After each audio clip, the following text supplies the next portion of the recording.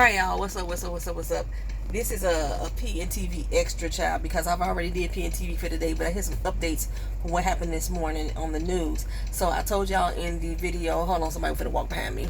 Alright, so I had told y'all in the video earlier, the Pntv that I posted earlier, that there had been 2 proffer statement videos that had been released. There was actually 4, Kenneth Chesborough, Scott Hall, Jenna Ellis, and Sidney Powell. But 2 of them were actually released, and I said that they were rumors out there that it was a Trump aide that had released these videos. Well, it wasn't a Trump aide. It was the legal or the attorney for Misty Hampton. Remember when Jenna came out and flipped? I kept saying that Misty would have been the one to flip next. She still hasn't flipped, but I thought Misty was going to be the one that was going to flip next. So I was wrong when I said it was Jenna was the person. I said it was Misty, and it's her attorney that released the videos. He came up and confessed in front of the judge to let the judge know before anybody else did.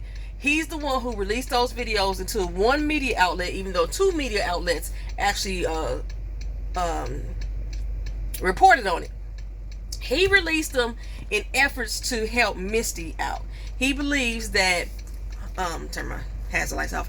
He believes that the information said in those videos is going to help exonerate his client, or at least help get her a easier sentence, because he said that she is affiliated with 2 of the people that are mentioned in those videos. Well, the 2 people she affiliated with, one being Scott Hall and one being Jenna Ellis, because they were involved in the Coffee County election ballot tampering machine situation, which Sidney Powell was over too. So Sidney Powell is all of them are connected in a triangle of situations, right? So this is why he released that information. Like saying, he confessed to the judge to that he's the one who did it and the reason why he did it.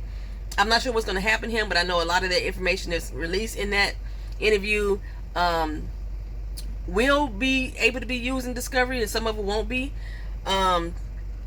But yeah, child. So it wasn't a Trump aide, but Misty Hampton's lawyer, who is a co-defendant as a RICO in the RICO case.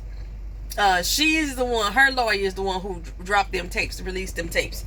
Now, in other news, y'all remember the black guy, the one who was the Black Folks for Trump, the head of that organization, the one who sat in jail without bail for the longest time? Yeah, baby, he about to get that bail revoked. Now, he's doing the exact same thing as Donald Trump. He's going around on the internet, bad-mouthing a lot of the co-defendants, bad-mouthing witnesses, and basically intimidating them, or trying to intimidate them. And he's been on a 2-week rant, apparently, on his Instagram and Twitters and all his social media accounts. I ain't even sure if it's them too. But on his social media accounts, he's been going around for 2 straight weeks, targeting certain people. He targeted Jenna Ellis, said that evidently she ain't got no ethics, or they didn't teach ethics in law school. Matter of fact, I think the law school he mentioned ain't even the law school she went to. But he threw that out there. The one of the reasons why he is part of the RICO case is because he was intimidating a key witness. What's it? Ruby Ross is her last name.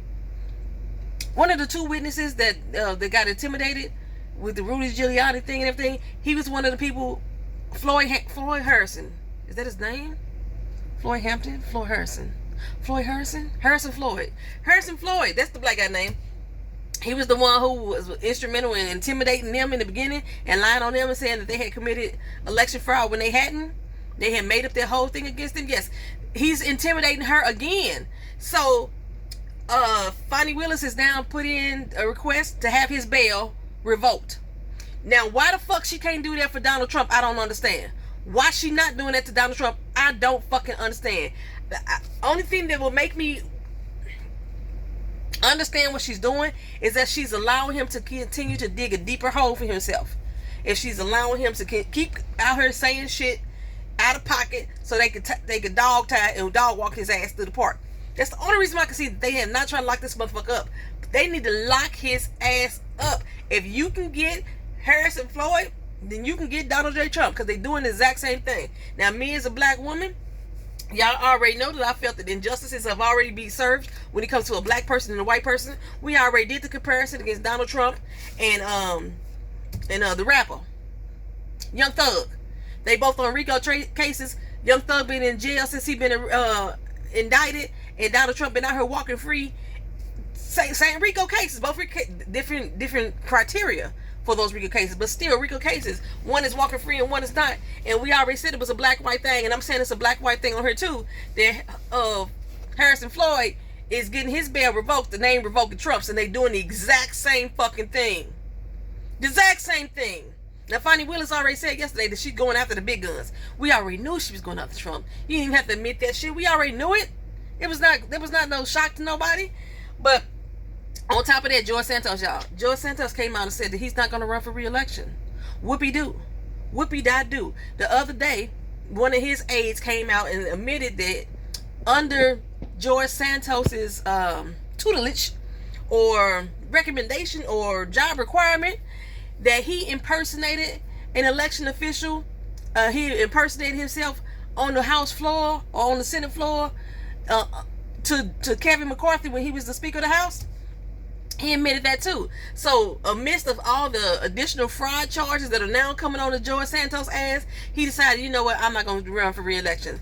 The fact that he had the ability to even think about running for re-election is what pisses me the fuck off, y'all. That's what pisses me off. But anyway, this has been Pntv Extra. I just had to stop work for a second to come in and tell y'all what's going on. It may be some more news, but if it is, I'll follow with you at another time. All right. Talk to you again later. Peace.